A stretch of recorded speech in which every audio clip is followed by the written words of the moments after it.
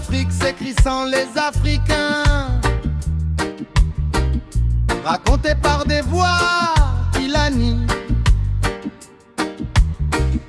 Des siècles ignorés, des mémoires étouffées, des civilisations diabolisées. Berceau de l'humanité, l'Afrique est mise à l'écart,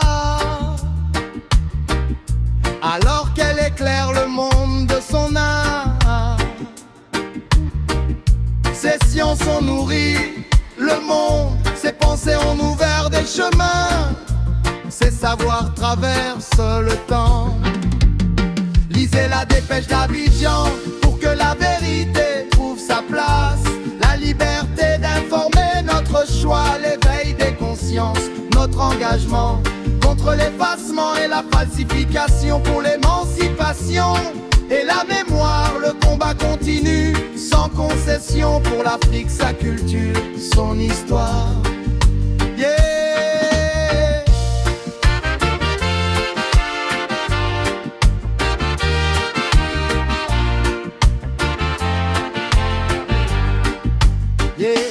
Les enfants d'Afrique grandissent avec l'idée que leur continent est un fardeau et non une richesse. On leur impose un récit qui les fait douter d'eux-mêmes. Ils sont privés de leur propre héros. Le peuple est laissé à la marge. Cette histoire faussée a servi la domination. Traite négrière, esclavage, colonisation. Mais la mémoire n'est pas morte. Lisez la dépêche d'Abidjan, l'information autrement, sans compromission, le choix de la désaliénation et de la vérité, pour l'émancipation de l'Afrique et sa dignité. Ouais.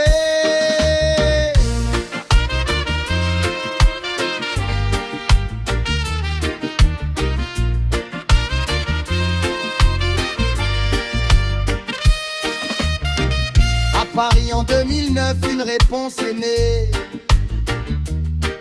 Dans une ville où les discours dominants reléguaient l'histoire africaine dans l'ombre, la dépêche d'Abidjan a choisi de parler. Libre militante, sans se cacher, pas de neutralité face à l'effacement. La justice mémorielle comme engagement. Un journal de combat pour la dignité. Sankara, Lumumba, Cheikh Anta Diop, Marcus Garvey marche encore avec nous. La souveraineté commence dans